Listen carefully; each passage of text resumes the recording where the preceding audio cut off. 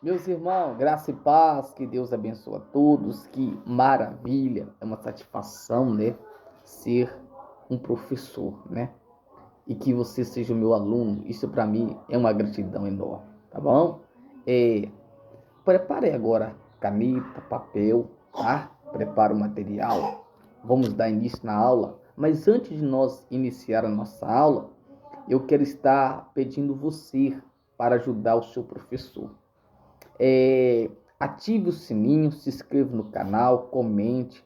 Vamos ajudar a pregar o Evangelho para que esta aula possa alcançar outras pessoas, tá bom? Então, se você puder ajudar seu professor, me ajuda aí, porque nós temos um objetivo. Nosso objetivo é ganhar almas para o reino, em nome de Jesus.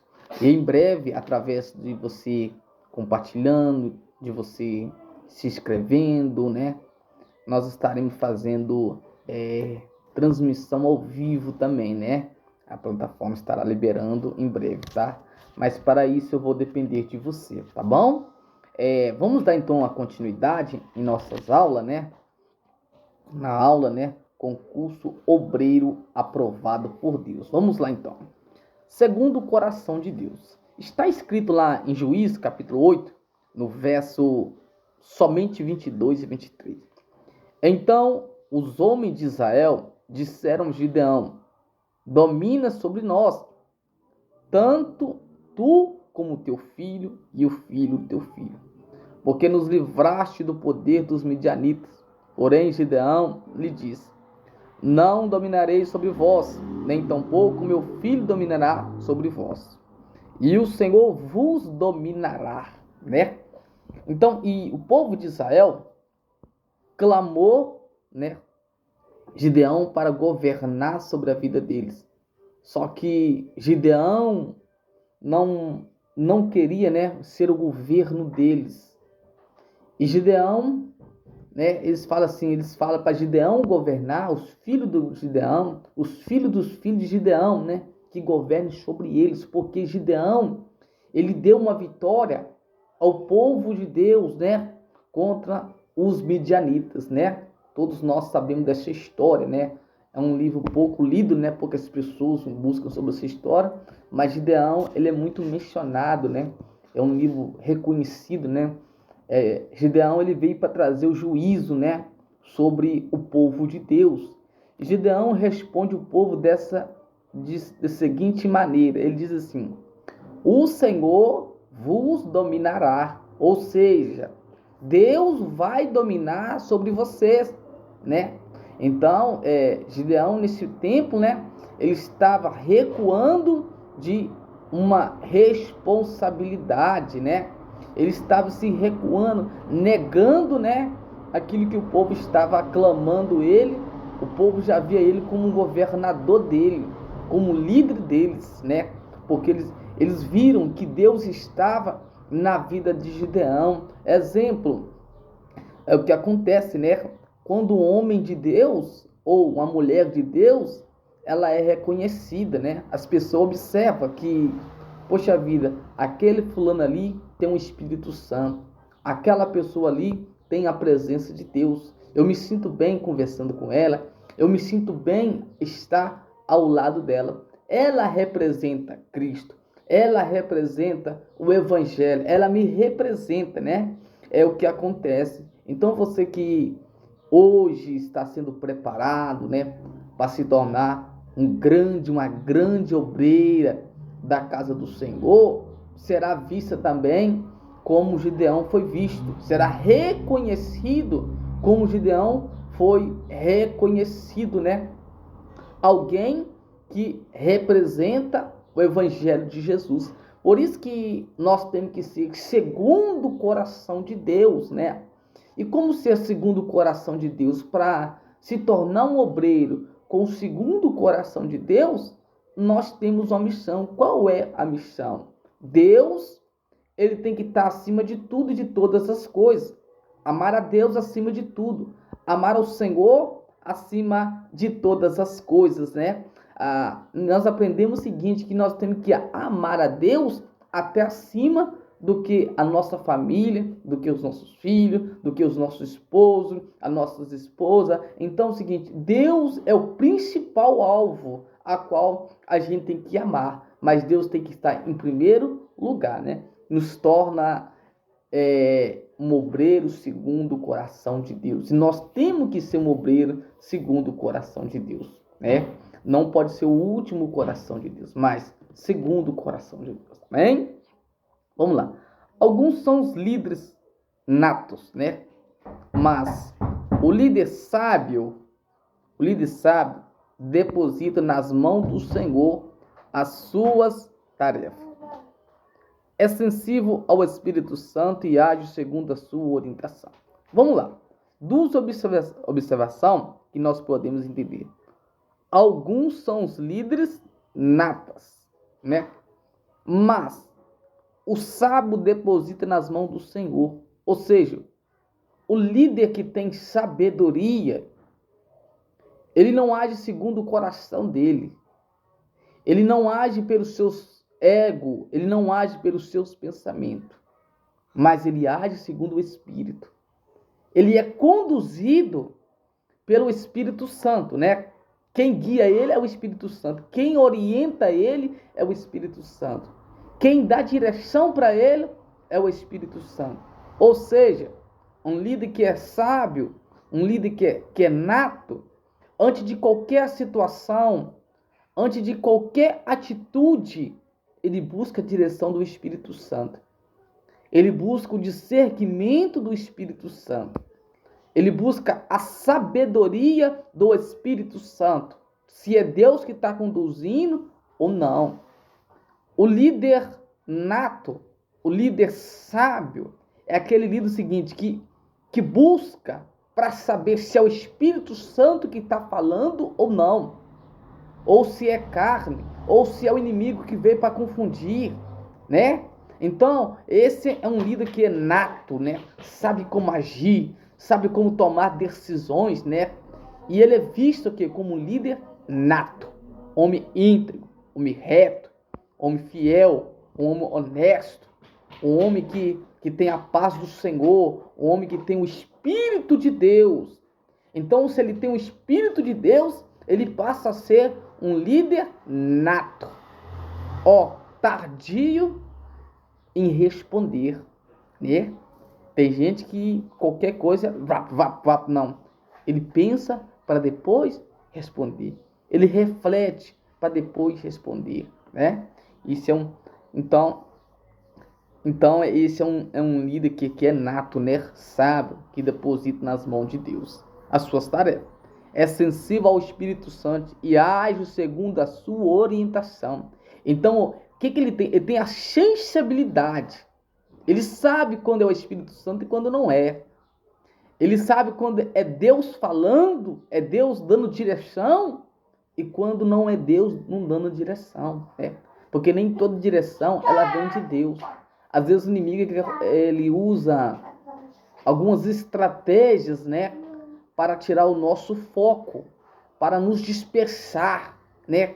Mas na nossa vida existe um Deus que é vivo, um Deus que é verdadeiro, um Deus que pode todas as coisas quando nós agimos na orientação dele. É por isso que o líder nato, ele vai segundo o coração de Deus. Ele vai com a direção de Deus. Amém? Maravilha. Algo importante na vida do obreiro do Senhor, seja você obreiro, diácono, presbítero, pastor. Isso aqui se aplica em todas as áreas ministerial, tá? Vida de oração e jejuns. A vida de oração e jejum é a possibilidade ao líder comunhão, né? O que vai levar um líder ou uma líder, seja ela, ambos, é a comunhão, né, com Deus, é a comunhão com Cristo. Por que comunhão? Porque nós temos que ter uma comunhão com Deus, né? A comunhão que nos dá o contato, que nos dá uma ligação entre homem e Deus. Observa o seguinte, quando Adão pecou, Deus nunca se afastou do homem, mas quem afastou foi o homem que afastou com Deus. Ou seja, Deus, ele não tem problema nenhum com o pecado. É o homem que tem um problema com o pecado. Você está entendendo? Então, algumas perguntas que você quiser fazer, vocês podem fazer que eu respondo também, tá bom? Pode estar fazendo aí no direct, tá bom? Então, vamos lá. A possibilidade de ouvir ser orientada literalmente pelo Espírito Santo de Deus. Existe casta de demônios que só sai em jejum e oração. Ou seja, existe casta de demônios se o obreiro não tiver em jejum e oração, não sai.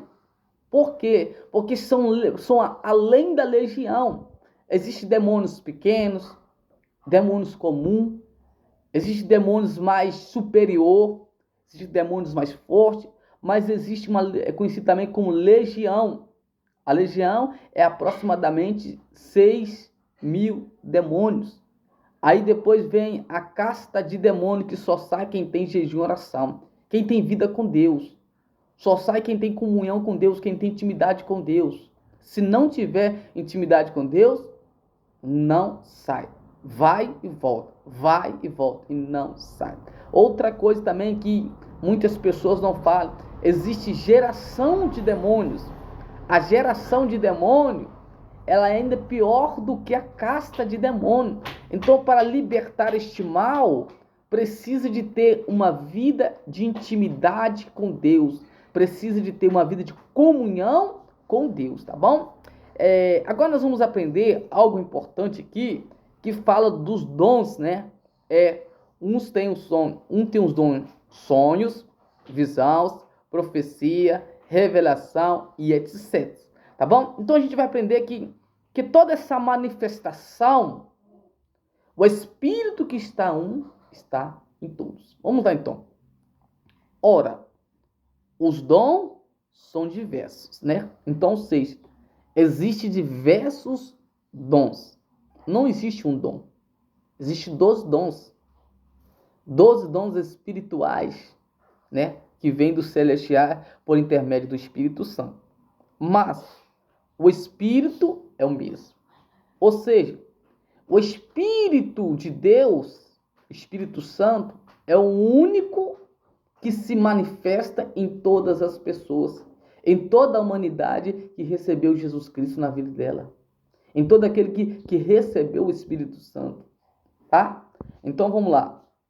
E também a diversidade nos diversos serviços, né? Existe, cada um tem uma função, mas o Senhor é o mesmo, o Deus é o mesmo, o Espírito Santo é o mesmo, a sensibilidade é a mesma. Há diversidade nas realizações, mas o mesmo Deus é que opera em todos. Ou seja, o mesmo Deus que vai operar naquele que tem sonhos, aquele que Deus fala com sonho, na vida daquele que Deus fala com visão, na vida daquele que Deus entrega profecias e naquele que entrega revelações. Então são 1, 2, 3, 4 características, 4 dons diferentes. Mas nesses 4 dons que são diferentes, o Espírito Santo é o único para todos. Eita glória, hein? Maravilha. Gente, Deus é muito bom, Deus é maravilhoso, né? E vamos lá então.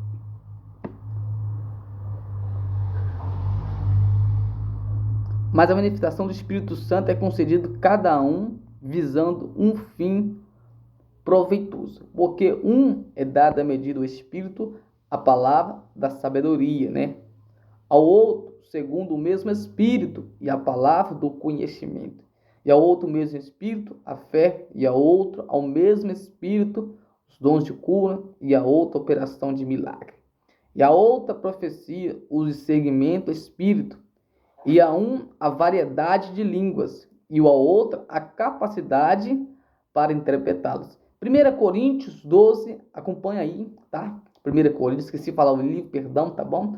1 Coríntios, capítulo 12, do verso 4 ao 10. Anote aí também esse versículo, para você estar refazendo, né, esta leitura, tá bom? Em nome de Jesus. Se você quiser deixar já aberta a sua Bíblia, você pode estar abrindo em Atos 2, 22, Daqui a pouco a gente vai falar sobre os milagres, tá bom?